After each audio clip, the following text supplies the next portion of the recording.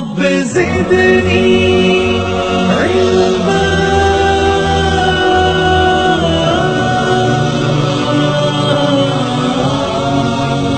نماز پڑھنے کا مسئلہ، بلڈ ڈونیشن کا مسئلہ، گھڑی پہن کے نماز پڑھنے کا مسئلہ، چشمہ لگا کے نماز پڑھنے کا مسئلہ، یہ سارے تو پہلے نہیں تھے. اس طرح کے سینکڑوں مسئلے آپ کے پاس آتے رہیں گے.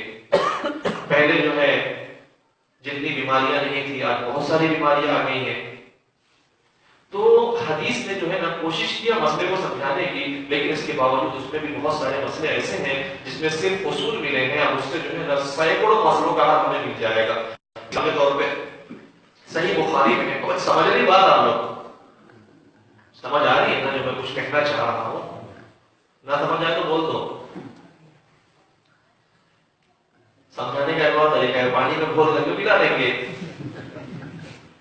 دیکھیں صحیح بخاری میں ایک حدیث ہے، حضرت عمران بن حسین رضی اللہ تعالی عنہ نے فرمایا یا رسول اللہ مجھے بواسیر کی تکلیف ہو گئی ہے، میں کیسے نماز پڑھوں؟ یہاں رک کر میں اگلی بات نقل کرنے سے پہلے ایک بات بتاتا ہوں. صحابہ کرام کی تھنکنگ اور ہماری تھنکنگ میں کتنا فرق ہے. صحابہ کیا پوچھ رہے ہیں؟ یا رسول اللہ بواسیر ہو گئی ہے، کیسے نماز پڑھو؟ اور ہم کیا بولتے ہیں؟ یار تکلیف ہے، ابھی تو معاف ہو جائے گی نا یار، ابھی اتنے دن کے لیے معاف نہیں ہوگی تو پھر کیسا ہوگا یار، یہ تو آسان ہے نا یار. تو ہم معاف کرانے کے چکر میں رہتے ہیں. لیکن صحابہ نے یہ نہیں کہا معاف کرا دو، صحابہ نے فرمایا پڑھنا ہے طریقہ آپ بتائیے، تکلیف ہو رہی ہے، اس تکلیف کے باوجود میں کس طرح ادا کروں، اس کی آسان شکل بتائیے. سمجھے؟ تو ہم معاف کرانے کے چکر میں نہ رہیں. آج کل شوہر لوگ اپنی بیویوں سے مہر معاف کرانے کے چکر میں بہت رہتے ہیں. بھائی اگر آپ نے مہر معاف کرانا شروع کر دیا تو اس نے بھی اپنی باری سے معافی مانگنا شروع کر دی تو کام تو بگڑ جائے گا. مہر ادا کرنا چاہیے. تو حضرت عمران بن حسین رضی اللہ تعالیٰ عنہ نے پوچھا یا رسول اللہ مجھے بواسیر ہو گئی ہے، آپ مجھے آسان شکل بتائیے میں کیسے نماز پڑھوں؟ تو اللہ کے نبی نے فرمایا اے عمران بن حسین تم بیٹھ نماز پڑھو. کیسے نماز پڑھو؟ بیٹھ کے نماز پڑھو. اگر اس میں بھی تکلیف ہوتی ہے تو لیٹ کے نماز پڑھو، اور اگر لیٹ کر نماز پڑھنے میں بھی تکلیف ہوتی ہے تو لیٹے رہو اور اشارے سے نماز پڑھو. اشارہ کرو، اشارہ کرنے کے بعد رکوع کا اشارہ کرو، رکوع کے بعد سجدے کا اشارہ کرو، اور اس طرح کر کے نماز پڑھو. ٹھیک ہے؟ تو دیکھیے قرآن کریم نے صرف کہا تھا اقیم الصلاۃ، نماز قائم کرو، اقیم الصلاۃ نماز پڑھو، اور قرآن کریم نے کہہ دیا تھا رکوع کرو، سجدہ کرو، اتنا تو کہہ دیا تھا، لیکن اور تعلیم نہیں دی تھی. تو اور تعلیم کو ایکسپلین کیا حضور پاک صلی اللہ علیہ وسلم نے پڑھ کر کے کہ رکوع بولے تو کیا، سجدہ بولے تو کیا. تو انہوں نے رکوع کر کے بتایا، سجدہ کر کے بتایا، کھڑے ہو کے بتایا، تلاوت کر کے بتایا، رکوع سجدے کی دعائیں پڑھ کے بتائی، اور سب اعمال کر کے بتایا. لیکن اس میں بھی بہت ساری چیزیں جو ہے نا ایسی رہ گئی جو لکھی ہوئی نہیں ہے مگر چھپی ہوئی ضرور ہے. جیسے کہ دیوار پہ لکھا ہوا تھا نماز کے ٹائم ایسی چلے گا، مگر اس میں کچھ بات چھپی ہوئی تھی کہ نہیں تھی؟ جو سمجھدار سمجھے گا، اور شکچھتی مزاج کا ہوگا وہ نہیں سمجھے گا. تو سمجھدار نے سمجھ لیا کہ ٹرسٹیوں میں جو لکھا ہے کہ ایسی نماز کے وقت چلے گا بات صحیح لکھی ہے، لیکن نومبر دسمبر جنوری میں نہیں، نومبر دسمبر جنوری میں نہیں، مارچ اپریل مئی جون میں چلے گا. بات سے یہ غلط ہے. تو حضور پاک صلی اللہ علیہ وسلم نے کافی ایکسپلین کیا ہے، بتایا ہے. حضرت عمران بن حسین رضی اللہ تعالیٰ عنہ کو ایک بیماری کا صرف سوال کا جواب دیا. اب دنیا میں سینکڑوں بیماری کسی آدمی کو لگ جائے، ایکس کو یہ بیماری، وائی کو وہ بیماری، زیڈ کو یہ بیماری، کسی کو بھی کوئی بیماری لگے، اب بیماری کے ڈیپلی اس میں تہ میں نہیں جانا ہے، اس کی گہرائی میں نہیں جانا ہے، بس اتنا دیکھ لینا ہے کہ بیماری میں تکلیف کس درجے کی ہے. کھڑے ہونے میں تکلیف ہے تو بیٹھ کے پڑھو، بیٹھنے میں تکلیف ہے تو لیٹ کے پڑھو، لیٹنے کے باوجود پڑھنے میں تکلیف ہے تو اشارے سے پڑھو. اب یہ کون سمجھائے گا؟ اللہ پاک نے کافی حد تک سمجھایا بتا کر کے، کھل کر کے. اللہ کے رسول صلی اللہ علیہ وسلم نے اس کو اور کھولا. لیکن چونکہ قیامت تک کے لیے ہماری شریعت ہے، اس شریعت میں بہت ساری چیزیں ایسی ہیں جو بعد میں آتی رہیں گی، اس کو کون سمجھائے گا؟ اسی لیے حضور پاک صلی اللہ علیہ وسلم نے اس عورت سے کہا کہ جب تم آنا اور مجھے نہ مانا تو خود سے حدیث نہیں پڑھنا، کیونکہ چانسز ہے اس بات کے کہ رہے گا کچھ، سمجھو گے کچھ. فرمایا ابو بکر سے پوچھنا. کچھ آ رہی بات سمجھ میں؟ ہاں یہی وجہ ہے کہ علامہ ابن قیم رحمۃ اللہ علیہ ایک کتاب لکھی ہے اعلام الموقعین. انہوں نے اعلام الموقعین کے اندر ایک بات لکھی ہے کہ صحابہ کرام کتنے تھے بھائی؟ تقریباً 1.25 لاکھ. عربی آتی تھی برابر، ایک دم پکی عربی آتی تھی. قرآن حدیث کون سی زبان میں ہے؟ تو قرآن رکھ کر کے فتوا دے سکتے تھے نا. لیکن علامہ ابن قیم رحمۃ اللہ علیہ لکھتے ہیں کہ سب کے سب فتوا نہیں دیتے تھے، بلکہ 1.25 لاکھ صحابہ کرام میں سے صرف اور صرف 139 صحابہ کرام فتوا دیتے تھے. کیونکہ فتوا دینا، گہرائی سے مسئلے نکالنا ہر کسی کو نہیں آتا ہے. دیکھیے 2 چیزیں ہیں. ایک ہے اس بات کا یقین رکھنا کہ گہرائی میں تو مسئلہ ہے، اور ایک ہے اس گہرائی میں سے نکالنے کا طریقہ آنا. تو 2 الگ الگ چیزیں ہیں. یقین سارے صحابہ کا تھا، اور یقین ہم سب کا ہے کہ ہمارے سارے سوال کا جواب قرآن اور حدیث میں ہے. کہیں لکھا ہوا، کہیں چھپا ہوا. کہیں بولو یار، لکھا ہوا کہیں لکھا ہوا، کہیں چھپا ہوا. جہاں لکھا ہوگا وہاں دیکھ کے پڑھ لیں گے، جہاں چھپا ہوگا وہاں نکالا جائے گا.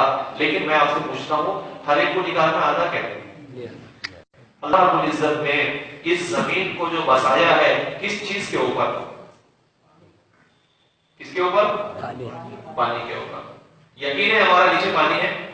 نکال کے بتاؤ. آپ پیسے خرچ کر لو گے، دکان پہ جاؤ گے، بور کرنے کی مشین لاؤ گے، پھر اپنے آپ کو تھکاؤ گے، سارا پیسہ پانی میں چلا جائے گا، پانی ہاتھ نہیں آئے گا. برابر ہے؟ لیکن ایک بور کرنے والے کو پکڑ کے لاؤ، تھوڑا سا پیسہ دے دو، پانی نکال دے گا. بات سمجھے؟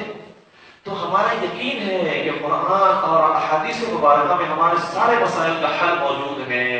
لیکن ہم میں سے ہر کوئی نہیں نکالتا، مگر کوئی ضرور نکالتا ہے. کیونکہ اللہ پاک کو شریعت پوری زندگی کے لیے رکھنا ہے، تو کوئی تو ضرور نکالے گا. یہ کوئی ہوگا جو ماہر ہوگا. جیسے کہ زمین کے نیچے پانی ہے، ہمارا یقین ہے، مگر نکالتا ہر کوئی نہیں، بلکہ کوئی جو نکالتا ہے وہ اس کا اہل ہوتا ہے، نا اہل نہیں ہوتا. وہ اس کے نکالنے میں فنکار ہوتا ہے، نکما نہیں ہوتا، ماہر نہیں ہوتا. بات سمجھ میں آ رہی ہے؟ تو کیا سمجھے؟ کیا بات سمجھ میں آئی بھائی؟ ہمیں یہ سمجھنا ہے کہ ہمیں مکمل دیندار اگر بننا ہے تو اس کے لیے ہمیں اللہ کی اطاعت کرنی پڑے گی، اور اسی طرح اللہ کے رسول کی اطاعت کرنی پڑے گی، اور اسی طرح اللہ کے رسول کی بات کو سمجھنے والے جو علماء ہیں، فقہاء ہیں، ان کی اطاعت کرنی پڑے گی. امام بخاری رحمۃ اللہ علیہ کا نام سنا ہے؟ امام بخاری رحمۃ اللہ علیہ کو لاکھوں حدیثیں یاد. اتنی حدیثیں یاد رکھنے کے بعد وہ لوگوں کو یہ نہیں کہتے تھے حدیث پہ چلو، یہ نہیں کہتے تھے ارے حدیث بن جاؤ، حدیث کے پیچھے چلو نا. وہ کہتے تھے حدیث سمجھنے کی طاقت ہو تو حدیث پڑھو اور سمجھو، اور طاقت نہیں ہو فعلیک بالفقہ تو فقہ کی کتاب کو لازم پکڑو، مسئلے مسائل کی کتاب کو لازم پکڑو. کیوں بھائی؟ کیونکہ مسئلے مسائل کی جو کتاب ہے، مسئلے مسائل جو ہے یہ الگ سے کوئی چیز نہیں ہے، قرآن و حدیث میں سے جانکار لوگوں نے نکال کے تمہارے سامنے رکھا ہے.